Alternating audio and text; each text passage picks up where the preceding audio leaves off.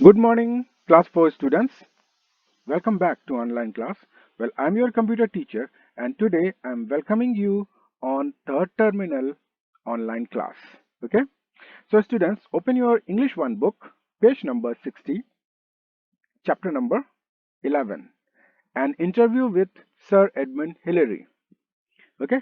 So through this chapter we will learn about Sir Edmund Hillary and Tenzing Norgay, who was the first successful climbers on Mount Everest. Okay so good morning class 4 students, मैं आप सभी का स्वागत करता हूं third terminal online class में। और आज हम लोग इंग्लिश की बुक पढ़ेंगे, तो मेरे साथ खोलेंगे पेज नंबर 60। इंग्लिश की बुक खोलिए, page number 60, chapter number 11, an interview with sir Edmund Hillary. और इस चैप्टर में हम लोग सर एडमंड हिलेरी और टेंजिंग नॉर्गे इन दोनों के बारे में sorry Edmund Hillary and Tenzing Norgay, इन दोनों के बारे में जानेंगे जिन्होंने माउंट एवरेस्ट पर सक्सेसफुल क्लाइंबिंग की थी। मतलब माउंट एवरेस्ट पे ये पहुंचे थे, सबसे पहले पहुंचने वाले दो व्यक्ति। सो स्टूडेंट्स, इन सब चीजों को लेकर के ये सारी बातें हम लोगों ने पिछली वीडियो क्लास में कुछ पोर्शन पढ़ लिया था, मतलब सारा रीडिंग तो कंप्लीट कर ली थी। सो students, we already finished the reading, huh? So today I am explaining the whole chapter in Hindi. so पिछली वीडियो में हम लोगों ने पूरा पढ़ लिया था, तो आज की वीडियो में हम लोग जो भी बातें हैं उसको हिंदी में एक्सप्लेन कर देंगे। जो भी इसमें लिखा हुआ है और पूरा चैप्टर को मैं हिंदी में एक्सप्लेन करूंगा। ओके, सो चलिए शुरू करते हैं आज की वीडियो क्लास।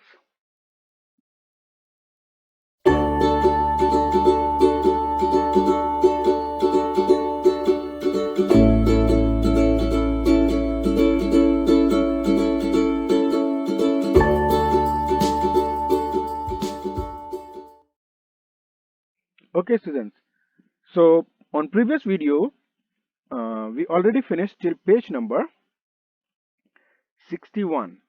तो पिछले वीडियो में हम लोगों ने पेज नंबर 61 तक फिनिश किया था। मतलब इसमें जो क्वेश्चंस पूछे जा रहे थे वो सारे क्वेश्चंस को मैंने पेज नंबर 61 तक यहाँ तक एक्सप्लेन कर दिया था। और अगर आपने नहीं देखी है वो वीडियो, सो यूट्यूब में सर्च करिए और वहां से देख सकते हैं। ठीक है, सो नाउ आज की वीडियो क्लास में हम लोग पेज नंबर 62 से पढ़ेंगे। सो turn on page number 62। Okay, so I'm explaining explaining the chapter from page number 62। हम आज पेज नंबर 62 से एक्सप्लेन करेंगे। ओके, सो क्वेश्चन, थोड़ा सा जानकारी के लिए बता दें कि सर एडमंड हिलेरी एक प्रोग्राम में गए हुए थे और वहां पे बहुत सारे स्टूडेंट्स थे। ये 1996 में स्टूडेंट्स के साथ में उन्होंने इंटरैक्शन किया था। मतलब स्टूडेंट्स कुछ क्वेश्चंस पूछ रहे थे और उसका जवाब सर एडमंड हिलेरी दे रहे थे 1996 में। तो उस समय की जो वार्तालाप है उसको यहाँ पे दिखाया गया है, इस चैप्टर में बताया गया है। उनसे वो स्टूडेंट्स काफी सारे क्वेश्चंस पूछ रहे थे कि इतनी ताकत आपको कहाँ से आई माउंट एवरेस्ट पे चढ़ने की, या फिर आपके लिए बहुत मुश्किल समय कौन सा था, आप कितनी देर सोते थे। इस टाइप के क्वेश्चंस वो पूछ रहे थे, तो उनका वो जवाब क्या दे रहे थे। और इस सब चीजों से हमको ये बात की जानकारी मिलेगी कि माउंट एवरेस्ट पे चढ़ना कैसा है, वहाँ पे माहौल कैसा है, वहाँ खाने पीने की व्यवस्था कैसी है, या ये सब चीजें। तो उसके लिए हम एक तरीके से समझिए तो ये एक मोटिवेशन है हम लोगों के लिए इन सब चीजों को जान करके। तो चलिए देखते हैं पेज नंबर 62, टर्न कीजिए।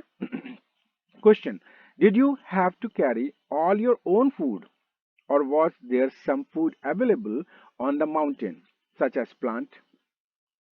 तो स्टूडेंट्स ने पूछा कि क्या आप अपना खाना खुद से लेकर के गए थे वहां पर, या फिर माउंटेन में कुछ खाना मिल जा रहा था, उस पहाड़ में, उस माउंट एवरेस्ट में कुछ खाना मिल जा रहा था, या आप खुद से खाना लेके गए थे, जैसे कि पेड़ पौधे से फल मिल जाए या फिर कुछ और।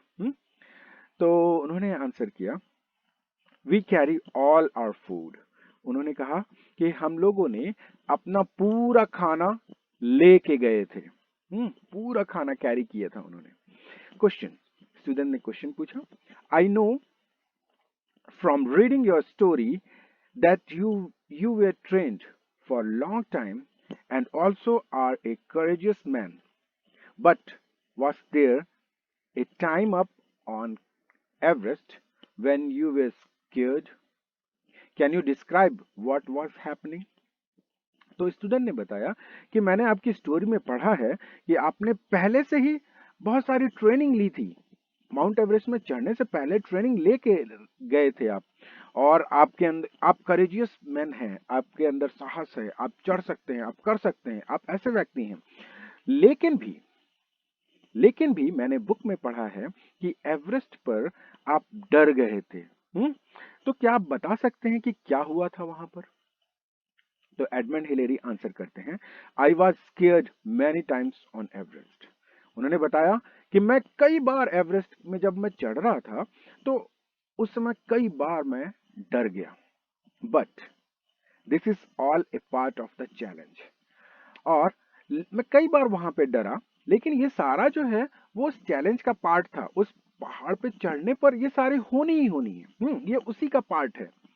तो इसीलिए when I fell down a crevice, it was pretty scary. जब मैं फिसल रहा था, जब मैं उतर रहा था या मैं गिर रहा था, उस समय में बहुत डर लगा मुझे। नेक्स्ट क्वेश्चन है, what did it took like up that height on the mountain? How long did it take you to climb Mount Everest? तो स्टूडेंट ने क्वेश्चन पूछा, नेक्स्ट क्वेश्चन पूछा कि उस पहाड़ पर चढ़ने पर कैसा लगा, कैसा दिखाई दे रहा था या कैसा लग रहा था, और आपको कितना समय लगा माउंट एवरेस्ट पे चढ़ने पर? उन्होंने आंसर किया, from the summit we could see at least 100 mile in every direction. वो जो कैंप था, उस वहां पर हम लोग जो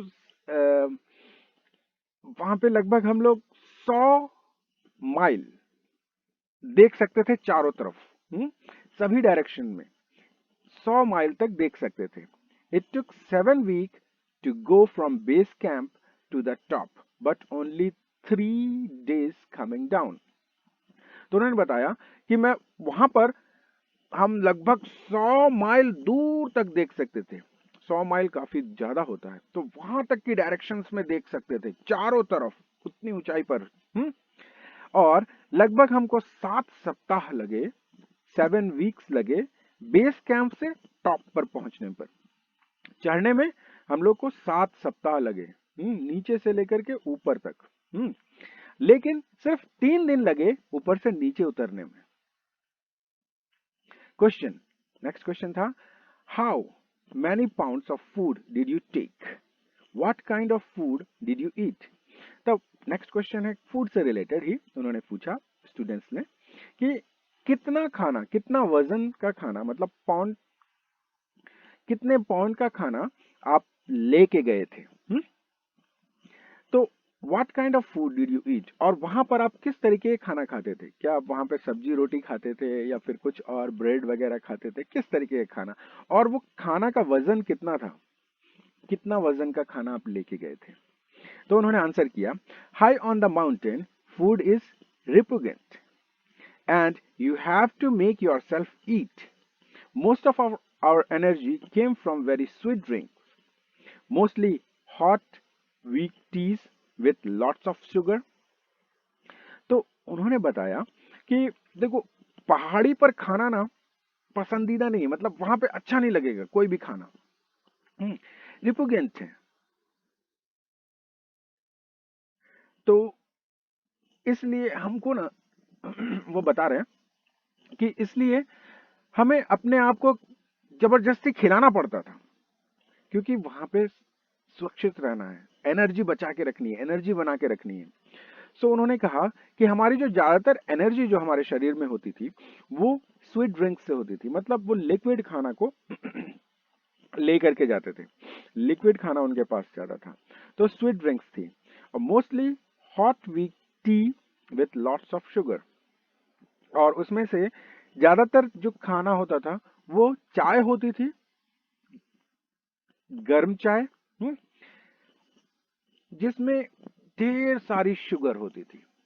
ढेर सारा चीनी डाल के वो पीते थे ताकि उनको ज्यादा एनर्जी मिल पाए। तो नेक्स्ट क्वेश्चन है, how did you feel when you reach the top of Everest? तब उन्होंने नेक्स्ट क्वेश्चन स्टूडेंट ने पूछा कि जब आप एवरेस्ट के चोटी पर पहुंच गए तो आपको कैसा महसूस हुआ? Were you able to see anything? What did the world look like from up there? तो उन्होंने सॉरी स्टूडेंट्स ने पूछा कि कैसा फील हुआ जब आप एवरेस्ट की चोटी पे पहुंच गए आप वहां पर, और क्या आप चीजों को देख पा रहे थे? वहां पे आपको क्या दिखाई दे रहा था? और वहां से पूरी दुनिया, हमारा जो वर्ल्ड है वो कैसा दिख रहा था? उतनी ऊंचाई, पूरी दुनिया की सबसे ऊंची चोटी, वहां से आपको क्या दिख रहा था? आंसर है, उन्होंने आंसर किया, on the summit of Everest I had a feeling of great satisfaction to be the first there. We could see a vast distance in every direction, mostly mountains, glaciers and high plateaus.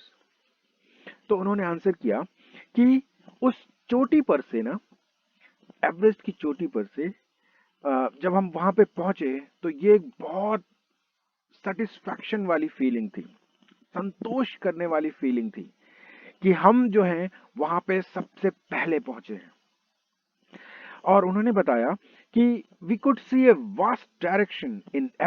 Vast distance in every direction, और उन्होंने कहा कि वहां पर पहुंच करके हम बहुत दूर तक देख सकते थे, सभी डायरेक्शन में, किसी भी क्षेत्र में, कहीं भी देखना हो दूर तक देख सकते थे। और दूर तक दिखाई क्या देता था? माउंटेन्स, पहाड़ दिखाई दे रहे थे, ग्लेशियर्स दिखाई दे रहे थे, माउंटेन जिसमें बर्फ लदी हुई है, ग्लेशियर्स, बर्फ से लदे हुए पहाड़ दिख रहे थे, और ऊंचे ऊंचे पठार दिख रहे थे। क्वेश्चन, नेक्स्ट क्वेश्चन उन्होंने पूछा, how does it feel to be called sir? What it like being knighted? That must be really good. Question था कि कैसा फील हुआ सर जब आपको सर बुलाया जाए, आपको कोई सर बोल रहे थे वहां पर, तो आपको कैसा फील हुआ? मतलब आपको एक उपाधि मिल रही है नाइटेड की, तो वो कैसा आपको फील हो रहा था? एक योद्धा की उपाधि मिल रही थी तो आपको कैसा फील हो रहा था? क्या ये आपके लिए बहुत अच्छा था? तो उन्होंने आंसर किया, becoming a sir is slightly uncomfortable at first also. उन्होंने बोला कि सर बोलना, एक सर बनना शुरू शुरू में बहुत ही अनकंफर्टेबल फीलिंग आ रही थी, मुझे अच्छा नहीं लग रहा था। It is considerable honour. और उन्होंने बोला शुरू में ऐसा, मतलब अचानक से कोई सर बोल रहे हैं, सर सर बोल के काम कर रहे हैं, तो अनकंफर्टेबल फील हो रही थी, असहजता महसूस हो रही थी।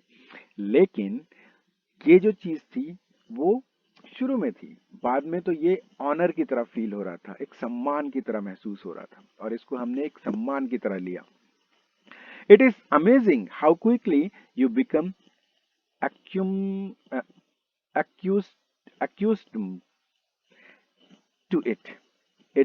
I still have the same friend and a similar way of life.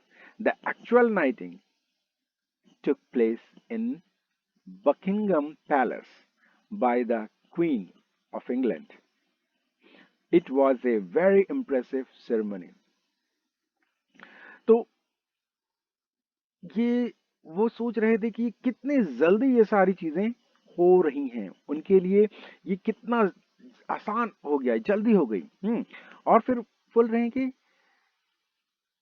I still have same friend and similar way of life, और मेरे इतनी जो वो उपाधि मिल गई है, उनको सब लोग जान रहे हैं, फिर भी उनके जो दोस्त थे वो सेम थे, मतलब उनके उनकी जो जीवन था वो सामान्य ही था, ऐसा नहीं कि बहुत बड़े बॉस हो गए, like that, no.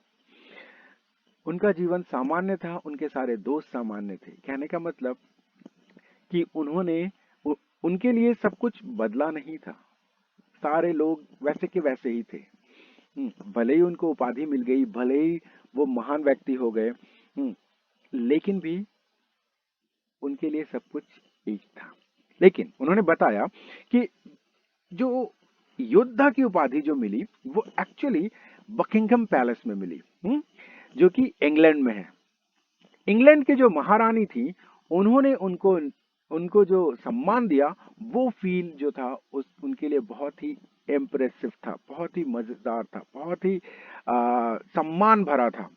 It was very impressive ceremony. जब एक बकिंघम पैलेस में इंग्लैंड में उनको जब सम्मान मिला, वहां पे बहुत बड़ी प्रोग्राम पार्टी रखी गई होगी शायद, और ये बता रहे हैं कि वो वाला जो सेरेमनी था वो बहुत ही इम्प्रेसिव था मेरे लिए।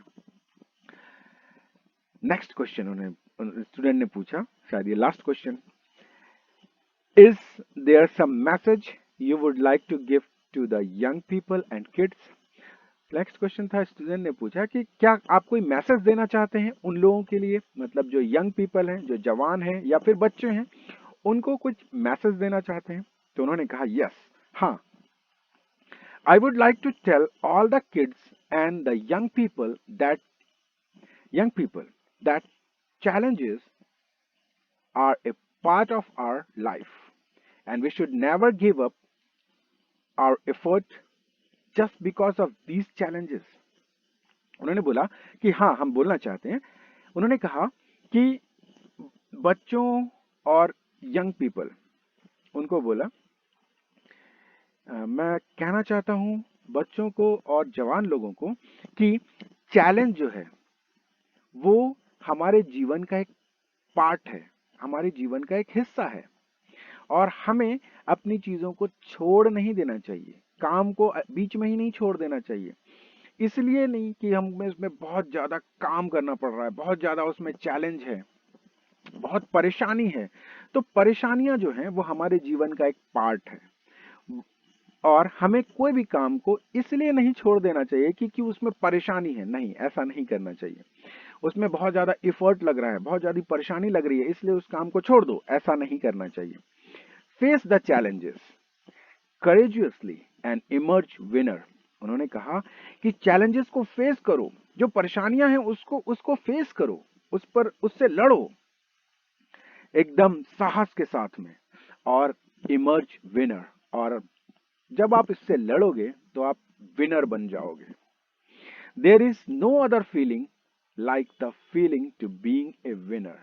और उन्होंने कहा कि इसके अलावा और कोई फीलिंग है ही नहीं, इसके अलावा और कोई भावना ही नहीं है कि अगर आप विनर बन जाते हैं, मतलब अगर आप में विनर, किसी चीज में विनर बन गए, किसी चीज में आप विजेता हो गए, तो आपके अंदर में इससे बेहतर फीलिंग और कोई नहीं मिल सकती। आप इससे बेहतर भावनाएं, इससे बेहतर खुशी और कोई नहीं हो सकती।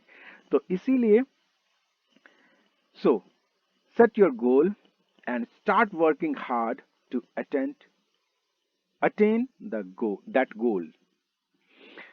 तो उन्होंने कहा कि अपना जो गोल है, अपना जो लक्ष्य है, उसको सेट करिए और उस पर मेहनत कीजिए, बहुत मेहनत कीजिए उस गोल को पाने के लिए, उस लक्ष्य को पाने के लिए।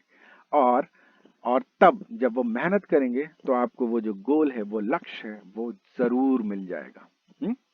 सो आप लोग स्टूडेंट्स, आप लोग के लिए भी जो चीजें मुश्किल है ना, उसके लिए सर एडमंड हिलेरी ने बहुत अच्छी बात कही यहाँ पर कि जो चीजें मुश्किल हैं उन मुश्किलों का आप सामना कीजिए, उन मुश्किलों से लड़िए। जैसे कि आपको मैथ्स बनाने में प्रॉब्लम होती है तो और मैथ्स बनाइए, दीदी से पूछिए, भैया से पूछिए, प्रॉब्लम्स को फेस कीजिए, कैलकुलेशन करने की कोशिश कीजिए, पेपर पे करें, कोशिश कीजिए मेंटली करें। जो चीजें याद नहीं होती हैं उन चीजों को रिपीटेडली याद करने की कोशिश कीजिए, समझने की कोशिश कीजिए, बेहतर तरीके से कोशिश कीजिए। याद करने के से बेहतर है समझना, तो समझने की कोशिश कीजिए उन चीजों को कि यहाँ पे क्या बातें कही जा रही हैं, क्वेश्चंस क्या कह रहा है, उसका आंसर क्या होगा।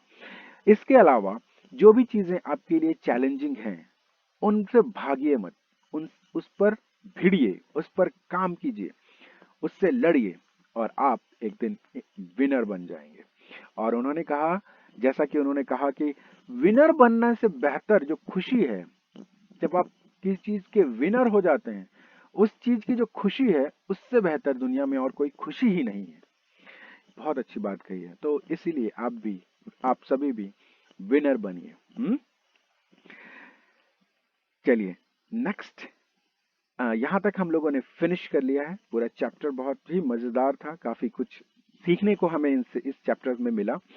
हमें चैलेंजेस को फेस करना चाहिए, ये सारी बातें, और किस तरीके से एडमंड हिलेरी पहाड़ पर पहुंचे, माउंट एवरेस्ट पे पहुंचे। उस समय की सिचुएशंस बहुत ही ज्यादा टफ थी, फिर भी पहुंचे। आज हमारे पास बहुत सारी सुविधाएं हैं उस जगह पहुंचने के लिए, माउंट एवरेस्ट तक पहुंचने के लिए, लेकिन उस जिस समय वो लोग पहुंचे थे, उस समय में वहां पर पहुंचने वाला कोई व्यक्ति नहीं था, कोई सुविधाएं नहीं थी, बहुत परेशानियों के साथ पहुंचे और वापस भी लौटे। तो ये एक बहुत अच्छी बात है। तो इस बात से हम लोग को काफी कुछ सीखने को मिला।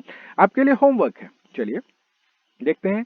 Question number A, tick the correct answer. यहाँ ये सारे क्वेश्चंस, आप 3 ही क्वेश्चन है, आप आसानी से आंसर कर पाएंगे अगर आपने ये पूरी स्टोरी सुनी होगी तो, और अगर नहीं सुनी तो इसको आंसर करने के लिए आप वीडियो को दोबारा से देख लीजिएगा। Question number B, write true और फॉल्स। ट्रू और फॉल्स भी आपको अपने से फिनिश करना है। मैं जस्ट क्वेश्चन आंसर आपको दिखाऊंगा, बाकी सारी चीजें आपको खुद से फिनिश करनी है, ठीक है। सो नाउ ग्रामर पार्ट जो है, ये वाला पार्ट मैं आपको बता दूंगा, लेकिन ऑड वन को पिक करना ये आपको खुद से करना है। फिल इन द ब्लैंक्स को मैं बता दूंगा। क्वेश्चन नंबर बी आपको कंप्लीट करना है, तो आपके लिए होमवर्क है क्वेश्चन नंबर बी। यहाँ पे क्वेश्चन नंबर ए बी मतलब tick the correct true false. उसके बाद ये वाला तो पिछली बार हम लोगों ने फिनिश किया था, क्वेश्चन नंबर बी ये भी, ठीक है। और बाकी सारे क्वेश्चंस को मैं आंसर कर दूंगा, ठीक है। So this is for all today students. So keep learning, keep studying and be safe. यहाँ पे वर्ड मीनिंग लास्ट टाइम मैंने दिखाया था, सो मैं अभी पढ़ के नहीं बता रहा हूँ, बस आप अगर आपने वर्ड मीनिंग्स नहीं लिखी हैं, सो वीडियो को पॉज करके ये वर्ड मीनिंग्स को अपनी कॉपी में लिख लीजिए, इसी से रिलेटेड एग्जाम में क्वेश्चंस आएंगे, ठीक है। So this is for all today students. So keep learning, keep studying and be safe. Have a great day. Thank you for watching.